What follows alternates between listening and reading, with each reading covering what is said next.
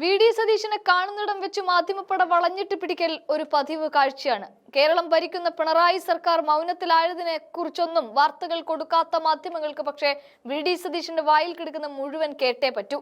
ഇന്നിപ്പോൾ ഒരു വൈഎഫ്ഐ നേതാവ് കൊല്ലപ്പെട്ടതിനെ കുറിച്ച് അദ്ദേഹത്തിന്റെ പിതാവ് തന്നെ പറയുകയാണ്, കൊന്നത് മറ്റാരുമല്ല പാർട്ടിക്കാർ തന്നെയാണ് എന്ന്.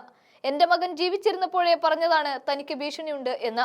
എറണാകുളത്ത് സുജിത്തിന്റെ ലോക്കപ്പ് മർദ്ദന കഥയുടെ വീഡിയോ അടക്കം വന്നപ്പോൾ പോലീസ് പടക്കെതിരെ ആദ്യം വടിയെടുത്തത് കോൺഗ്രസ് ആണെങ്കിൽ അവിടെ സഖാക്കന്മാർ വരെ കോൺഗ്രസിനോടൊപ്പം ചേർന്ന് നിൽക്കുന്ന കാഴ്ചയാണ് കാണാൻ സാധിച്ചത്.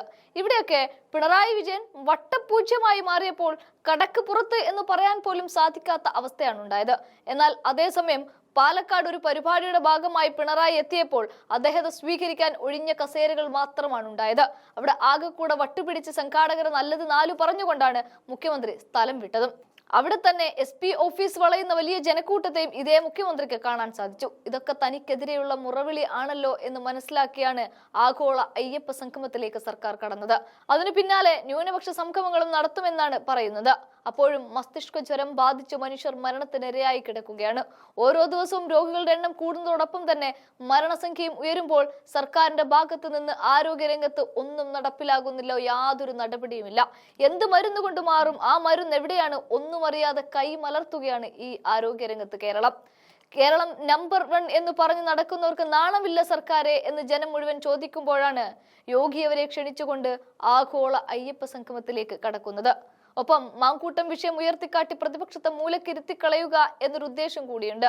എന്നാൽ ഇവിടെയൊക്കെ ചുട്ട മറുപടി കൊടുക്കുകയാണ് വി.ഡി. സതീശൻ എന്ന പ്രതിപക്ഷ നേതാവ്. ആ രംഗങ്ങൾ ഒന്ന് കാണാം.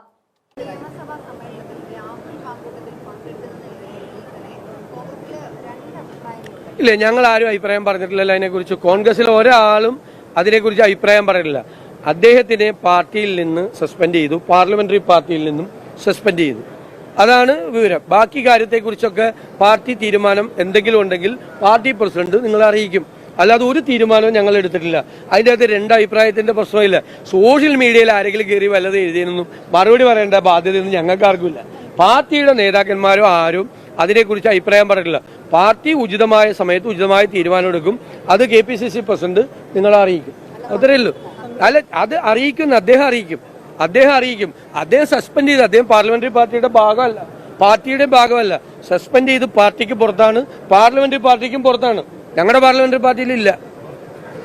അറിയാലോ, ക്ലിയർ അല്ലേ? KPCC പ്രസിഡന്റ് അന്ന് അത് ഈ അച്ചടക്ക നടപടി പ്രഖ്യാപിച്ചപ്പോൾ അദ്ദേഹം വ്യക്തമായി പറഞ്ഞ കാര്യമാണ്. പിന്നെ ബാക്കി കാര്യങ്ങളൊക്കെ സംഘടനാപരമായ കാര്യങ്ങളാണ്. അതെല്ലാവരും കൂടി ആലോചിച്ച്, ഞാൻ ഒറ്റയ്ക്ക് പറയേണ്ടതോ KPCC പ്രസിഡന്റ് ഒറ്റയ്ക്ക് പറയേണ്ടതല്ലോ, എല്ലാവരുമായിട്ട് ആലോചിച്ച് KPCC പ്രസിഡന്റ് ഉചിതമായ തീരുമാനം പ്രഖ്യാപിക്കും. അന്നും അങ്ങനെയല്ലേ ചെയ്ത് എല്ലാ നേതാക്കന്മാരുമായിട്ട് കൂടി ആലോചിച്ച് ഏകകണ്ഠമായൊരു തീരുമാനം പ്രഖ്യാപിച്ചു. പിന്നെ സോഷ്യൽ മീഡിയയിൽ പലതും വായി തോന്നാനൊക്കെ ഓരോരുത്തരും എഴുതി വെക്കണേ. നമ്മളിങ്ങനെ മറുപടി, സർക്കാർ ഇത് 10ാം വർഷമായപ്പോൾ പാനിക്കായിരിക്കാം. തെരഞ്ഞെടുപ്പിൽ വലിയ തോൽവി തുറച്ചു കാണും. നോക്കും, വലിയ തോൽവി. 100-ലധികം സീറ്റോട് കൂടി UDF അധികാരത്തിലേക്ക് തിരിച്ചു വരും.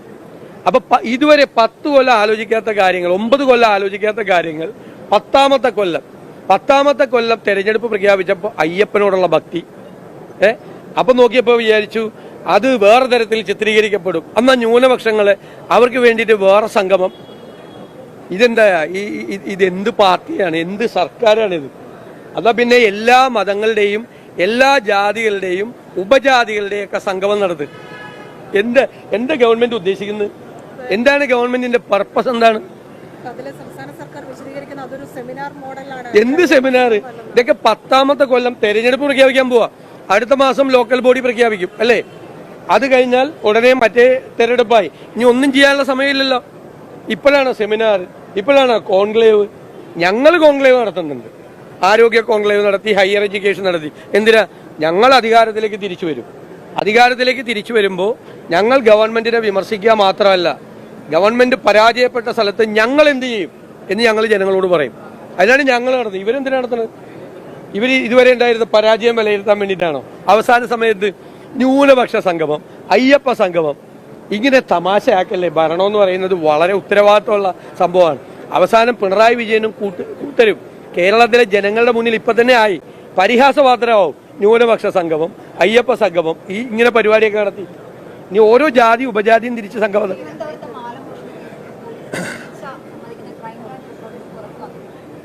വ്യാപകമായിട്ട് പോലീസിനെ കുറിച്ചുള്ള അതിക്രമങ്ങൾ വരികയാണ്. നിരപരാധികളെ കൊണ്ടുപോയി പോലീസ് സ്റ്റേഷനിൽ മർദ്ദിക്കുന്ന നിരവധി സംഭവങ്ങളാണ്. ഞാൻ പറഞ്ഞല്ലോ, ഞാൻ ആദ്യം തന്നെ പറഞ്ഞു, 14 ജില്ലകളിൽ നിന്ന് റിപ്പോർട്ട് ചെയ്യാണ് പോലീസിന്റെ ക്രൂരത. എന്നിട്ട് മുഖ്യമന്ത്രി ഇതുവരെ മിണ്ടിയിട്ടില്ല. അവര് തമ്മിലൊക്കെ പരസ്പര വടംവലികളാണ്, മനസ്സിലായില്ലേ? ഇതൊന്നും പോലീസിന് ഒരു ഹൈറാർക്കി ഉണ്ട്. ശരിക്കും പോലീസ് ഒരു ഫോഴ്സാണ്. അത് DGP മുതൽ താഴെയുള്ളൊരു പോലീസുകാരൻ വരെയുള്ളൊരു സംവിധാനമാണ്. ഒരു ഫോഴ്സ് നിലനിൽക്കുന്നത് ആർമി ആയാലും നേവി ആയാലും എയർഫോഴ്സ് ആയാലും പോലീസ് ആയാലും CRPF ആയാലും ഒരു ഫോഴ്സിന്റെ ഒരു ഹൈറാർക്കി ഉണ്ട്, ഒരു സംവിധാനമുണ്ട്. ആ സംവിധാനം ഫംഗ്ഷൻ ചെയ്യുന്നില്ല എന്ന് ആദ്യം കേരളത്തിൽ പറഞ്ഞ ആളെയാണ്. അത് ഫംഗ്ഷൻ ചെയ്തില്ലെങ്കിൽ പോലീസ് ഫെയിൽ ചെയ്യും. ഒരു ഫോഴ്സ് ഫംഗ്ഷൻ ചെയ്യുന്ന രീതിയിലല്ല കേരള പോലീസ് ഫംഗ്ഷൻ ചെയ്യുന്നത്. അതിനെ ഉപജാപക സംഘങ്ങൾക്ക് വിട്ടുകൊടുത്തിരിക്കുകയാണ് മുഖ്യമന്ത്രി. എന്നിട്ട് അവർ ചെയ്യുന്നതൊക്കെ ശരിയാണെന്ന് ഇദ്ദേഹം വിശ്വസിക്കുകയാണ്. ആ ഉപജാപക സംഘമാണ് ഈ കേരളത്തിലെ പോലീസിനെ സ്കോട്ട്ലൻഡ് യാർഡിനെ വെല്ലുന്ന പോലീസ് എന്ന് അഭിമാനത്തോടു കൂടി നമ്മളെല്ലാം പറഞ്ഞിരുന്ന കേരള പോലീസ് സ്റ്റാലിന്റെ ഗുലാഗിലെ പോലീസായി മാറി. ഫിറോസിന്റെ വിഷയത്തിൽ എന്താണ് ആരോപണങ്ങൾ? പലരും പല രീതിയിൽ അത് മുന്നോട്ട് കൊണ്ടുവരുന്നുണ്ട്. വീണ്ടും എനിക്ക് ഗൗരവതരമായ ഒരു ആരോപണം എന്റെ ശ്രദ്ധയിൽപ്പെട്ടിട്ടില്ല. അദ്ദേഹത്തിനെതിരായിട്ട് ഗൗരവതരമായ ഒരു ആരോപണം ഉള്ളതായിട്ട് എന്റെ